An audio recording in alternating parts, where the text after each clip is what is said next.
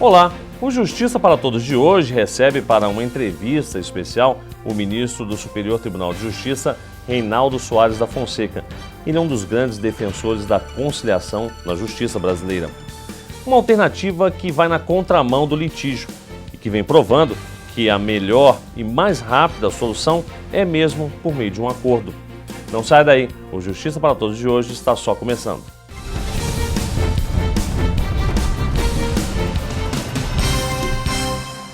Antes de dar início à entrevista com o ministro do Superior Tribunal de Justiça, Reinaldo da Fonseca, vamos conferir as notícias que foram destaque essa semana na Justiça Federal.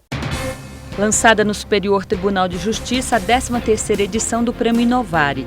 Este ano o tema será livre para as categorias Juiz, Tribunal, Ministério Público, Defensoria Pública, Advocacia, Justiça e Cidadania. Os interessados podem apresentar práticas acessando o site do Prêmio Inovare. As inscrições vão até o dia 12 de maio.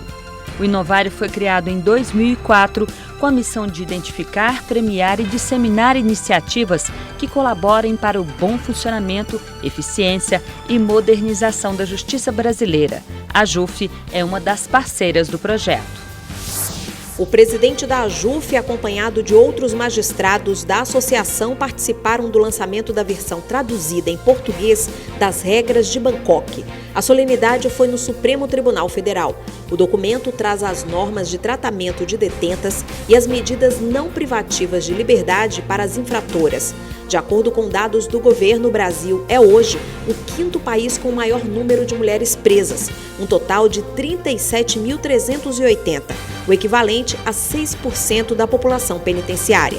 Durante o lançamento, falou-se da falta de estrutura do sistema carcerário para atender as mulheres. O sistema prisional brasileiro cresceu muito nos últimos anos e, além de dar condições dignas a todos aqueles que estão presos e presas, é importante que as mulheres tenham condições especiais devido à sua natureza e ao seu gênero. Por isso, esse documento é de suma importância e revela-se sobremaneira imprescindível neste momento que vivemos para darmos mais dignidade e qualidade de vida às mulheres presas. A partir do momento em que o presidente do CNJ coloca essas regras em evidência, entram no foco dos magistrados também. Então, se elas estavam esquecidas, a partir de agora elas passam a ser mais lembradas. Ministro, mais uma vez, muito obrigado pela presença do senhor aqui no estúdio do Justiça para Todos. Muito obrigado, Samuel, muito obrigado, senhores telespectadores, de estar aqui mais uma vez discutindo temas tão interessantes que dizem respeito à Justiça Federal e diz respeito à Justiça Brasileira e, por consequência, diz respeito ao cotidiano do tecido social, da própria sociedade. Ministro, a gente pode dizer que o senhor é um dos maiores defensores da conciliação no Brasil? Não, eu costumo dizer que eu sou um aprendiz da conciliação. Um grande professor semiólogo francês, o Roland Barthes, quando foi convidado no Colégio de França, ele disse que honra podemos não ter, mas alegria ele tinha. E olha que Roland Barthes foi um divisor de águas da área de semiologia. Portanto, eu tenho a alegria de pertencer a esse movimento de conciliação desde o início do século XXI. E esse movimento, ministro, aqui no Brasil começou mais ou menos quando? Na verdade, a perspectiva de resolução dos conflitos pela autocomposição, pelas partes construindo a sua solução, tem sua origem tanto no direito do trabalho, na justiça do trabalho, quanto no direito brasileiro, quanto no direito de família. A gente já falava há anos atrás nessa perspectiva de composição da justiça obreira e do direito de família. Só que isso chegou à justiça comum, à justiça estadual e à justiça federal. Chegou primeiro à justiça estadual no final do século XX e depois, no início do século XXI, na justiça federal, com os chamados juizados especiais, que alavancou esse movimento de composição.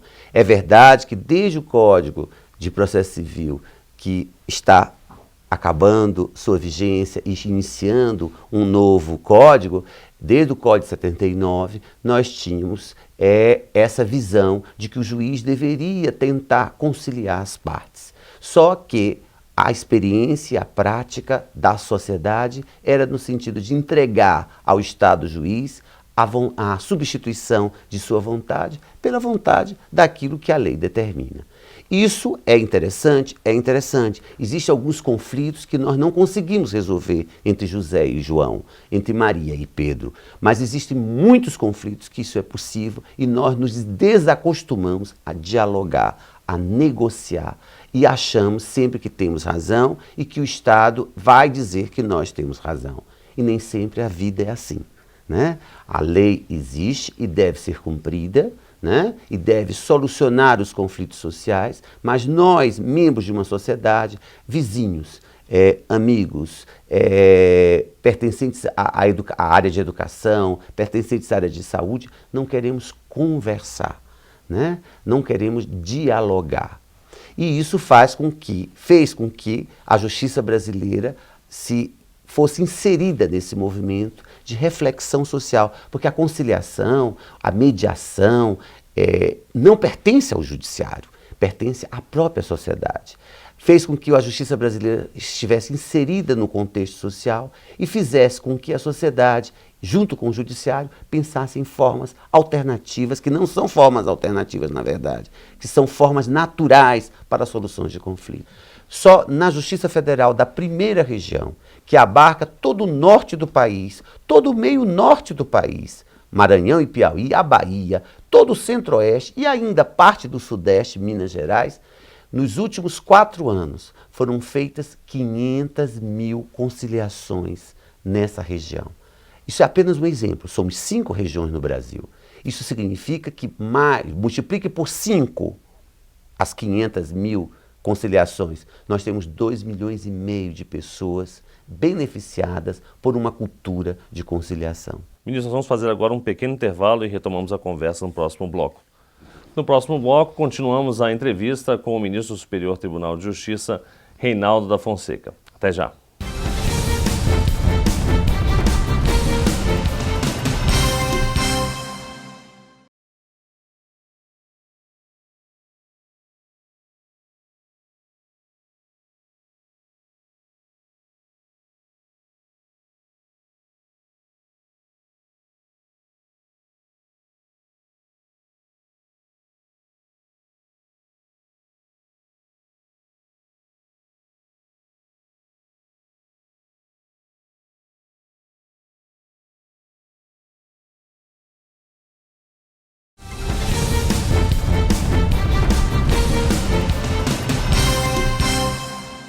Eu volto a conversar aqui no estúdio do Justiça para Todos com o ministro do STJ, Reynaldo da Fonseca.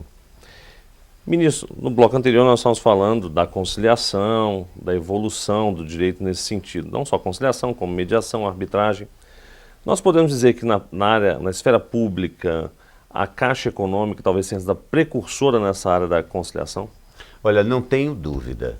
Na verdade, foi a partir dos contratos decorrente do chamado Sistema Financeiro da Habitação, no final do século passado, do século XX, que alguns juízes federais começaram a perceber que não tinha solução prática, razoável, racional para aqueles processos da Caixa Econômica Federal. Um processo de um financiamento de 30, num imóvel de 30 mil reais, por exemplo, de repente aquele financiamento chegou a corresponder a uma dívida de 100 mil ou de 80 mil reais.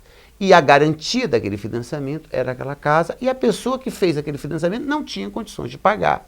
Juízes que começaram a se preocupar e partiram para fazer letra viva do Código de Processo Civil que determinava que o juiz deveria conciliar as partes em qualquer momento do processo. E aí passaram esses juízes a chamar advogados da Caixa, chamar técnicos da Caixa e dizer, olha, nós não vamos encontrar uma solução possível, uma solução racional para aquilo, embora se dê uma solução jurídica, mas que não vai solucionar o conflito e que isso vai ter repercussão na política pública de habitação, que é um dever constitucional do Estado. O que aconteceu? A Caixa Econômica foi o primeiro órgão público, é uma empresa pública, que se prontificou a discutir as questões colocadas em juízo pela via não adversarial. E, através de deliberações do Conselho Monetário Nacional, dos órgãos competentes para tanto, a Caixa Econômica Federal, podemos dizer que foi a precursora dos órgãos públicos no sentido da construção desse grande movimento nacional de conciliação. O ministro citou também os juizados especiais federais, que foram criados a partir dos anos 2000. É também um modelo de sucesso hoje no Brasil, né? Com certeza. A justiça especial, vamos dizer, porque é uma justiça especialíssima, os chamados juizados especiais federais, tornou a Justiça Federal com uma outra cara. Trouxe o invisível, tornou o invisível visível. Pessoas que não tinham acesso à justiça, seja na área de política pública, previdência, saúde, habitação, passou a procurar o judiciário. Porque, a partir desse novo modelo de justiça, as universidades, as defensorias públicas e o próprio judiciário passou a receber o reclamo de José, de Pedro, de Maria, naquilo que a gente chama de uma atermação. Quando se procura um advogado, o advogado faz uma petição. E isso tem um custo grande. A sociedade brasileira chegou num ponto e disse: José, Maria e João, que quer reclamar os seus R$1.000 ou R$2.000, tem o direito de ter acesso à justiça. Não é? No benefício previdenciário, na questão de saúde, na questão de habitação e nas questões referentes às políticas públicas do Estado. Essa justiça é para ser uma justiça célere. Se nós não estamos dando conta desse recado, da celeridade, nós precisamos rever aquilo que a ministra Fátima Nancy, hoje corregedora nacional, pede. Vamos redescobrir os juizados especiais federais, trazer a simplicidade, trazer a oralidade, trazer o não formalismo de novo, para o judiciário brasileiro. Hoje ele paga o preço do sucesso dele, né? Exatamente. A Constituição, chamada Constituição Cidadã, garantiu direitos. E o cidadão que não buscava o judiciário, porque não tinha condições financeiras de acesso à justiça, passou a ter a Defensoria Pública, passou a ter as universidades atendendo a população e procurou a justiça.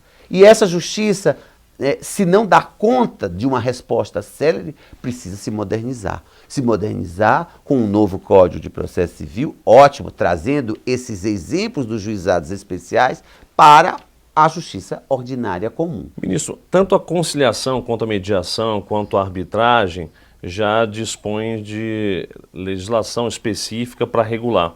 Esses instrumentos, eles chegaram para ficar. O senhor acha que eles devem avançar mais no sentido até legislativo e também de divulgação disso para a população? Eu não tenho dúvida. Esse movimento de busca de soluções alternativas para a solução de conflitos, ele era um movimento incipiente, era um movimento de boa vontade, né? Na medida em que tinha como fundamento o Código de Processo Civil vigente à época.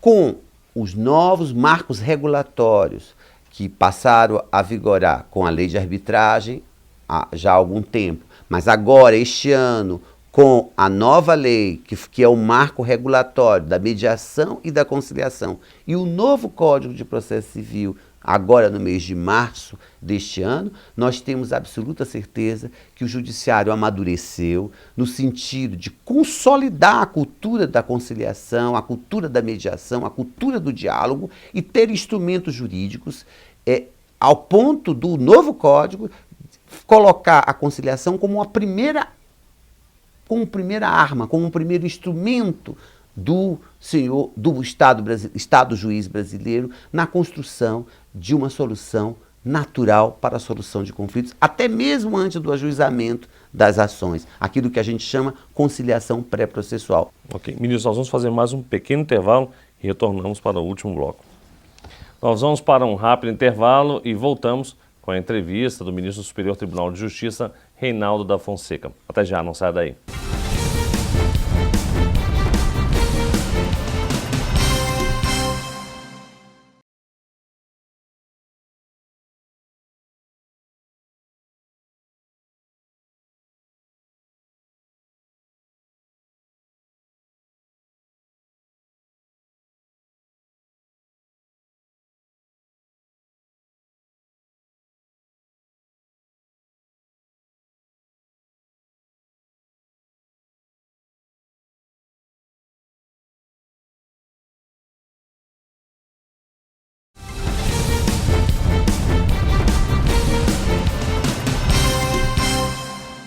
Voltamos a conversar aqui em nosso estúdio com o ministro do Superior Tribunal de Justiça, Reinaldo da Fonseca. Ministro, nós falamos no programa todo sobre conciliação, mediação, arbitragem, mas hoje o senhor está numa turma criminal do Superior Tribunal de Justiça. Recentemente, o Supremo Tribunal Federal julgou a questão da execução provisória da pena. Qual a avaliação do senhor sobre isso?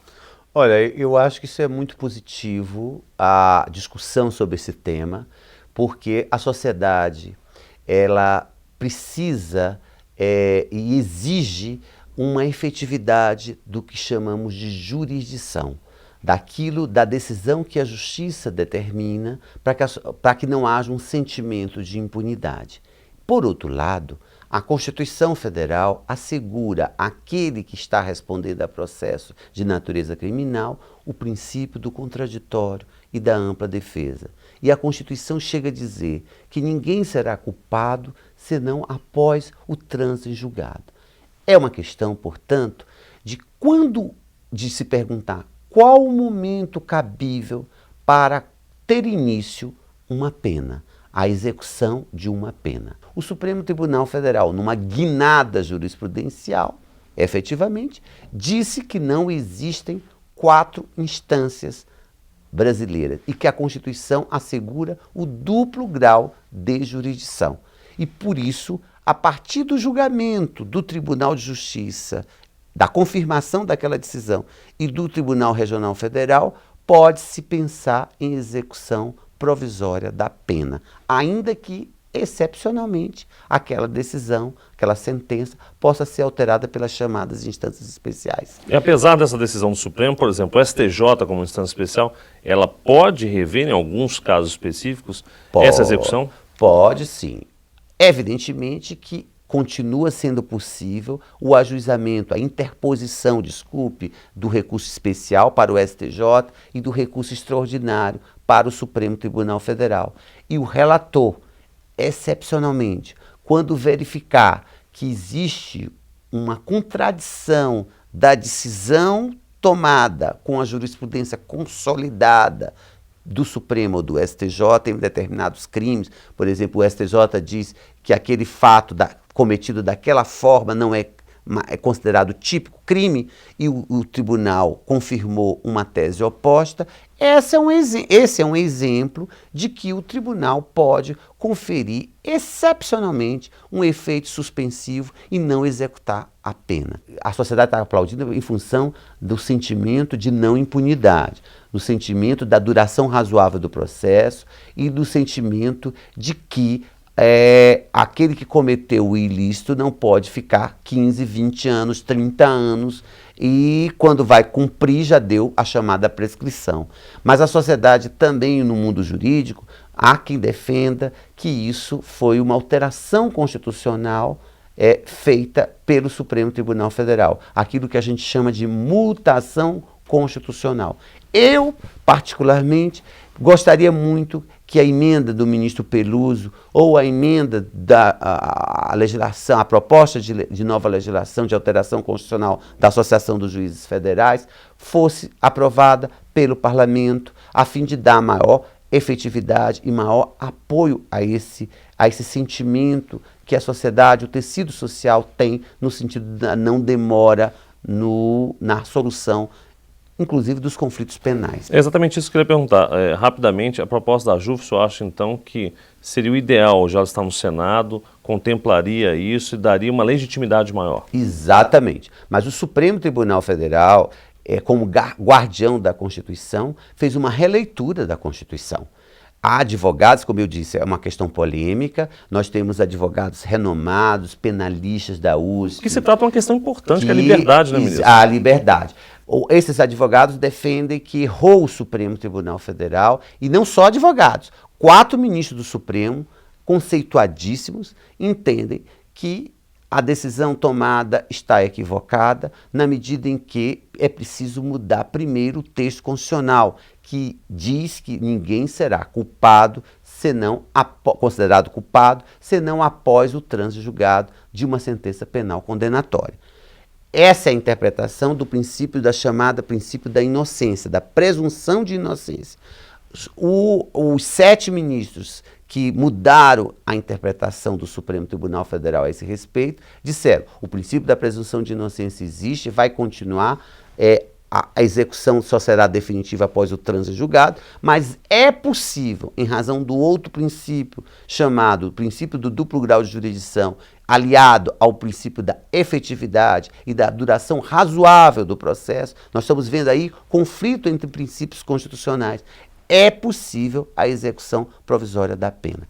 Os juízes federais, que trabalham na área penal, e os juízes estaduais, que trabalham na área também de corrupção, já vinham propondo muito essa nova reflexão a fim de evitar casos em que, depois de 20, 30 anos, mesmo confirmada a culpabilidade do réu, mas esse réu não vai à prisão em função dos recursos tomados e da prescrição ocorrida.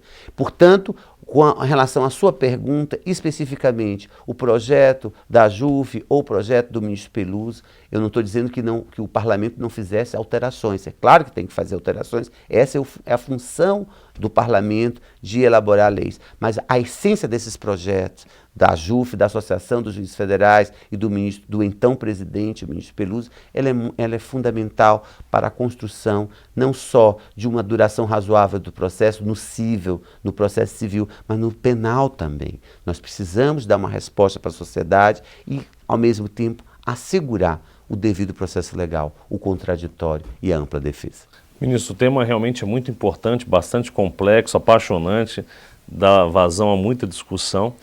Mas nosso programa está chegando ao fim, mas eu gostaria de saber rapidamente do senhor. Obviamente que é um fórum adequado, Congresso Nacional, para discutir esse projeto da AJUF, e é bom que se discuta lá para que a lei chegue já preparada depois de bastante debate. Mas é importante, em alguns momentos, o Judiciário também dar uma resposta, né? Como o Supremo deu e como o STJ tem dado também, sobretudo nessas questões cíveis, como o senhor falou, da conciliação, da mediação, que a população quer a resposta, não é isso? É verdade. E esse é o nosso desafio do ano de 2016, no sentido de construir, com o novo Código de Processo Civil, uma cultura real de diálogo, fazer com que o judiciário seja procurado como uma última tentativa, depois das diversas tentativas da sociedade, das pessoas, dos indivíduos na cultura do diálogo, e encontrar também a efetividade no mundo penal, sem esquecer que vivemos num mundo carcerário, um sistema carcerário caótico. Então, temos hoje uma população carcerária de quase 700 mil pessoas. Juntando aqueles que estão em prisão domiciliar ou com os mandados ainda não cumpridos, nós temos uma população, em tese, de 1 milhão de pessoas. Precisamos, sim, dar uma resposta à sociedade que diz não à impunidade, sem deixar de assegurar o contraditório e a ampla defesa a todos os cidadãos brasileiros. Ok. Ministro, nosso programa chegou ao fim. Quero agradecer mais uma vez a sua participação aqui no Justiça para Todos. Eu agradeço. Como magistrado e como juiz federal, fico muito feliz da preocupação de um programa da Associação dos Juízes Federais, da TV Justiça, com temas tão relevantes e que dizem respeito ao caminho da sociedade do futuro. Obrigado. Eu conversei aqui no Justiça para Todos com o ministro do Superior Tribunal de Justiça, Reinaldo da Fonseca. E o Justiça para Todos de hoje termina aqui. Participe enviando a sua sugestão para o e-mail imprensa@juf.org.br. Você também pode assistir ao programa pela internet, na página da AJUF ou no canal da associação no endereço youtube.com/tvajuf. Obrigado pela sua companhia e até a semana que vem.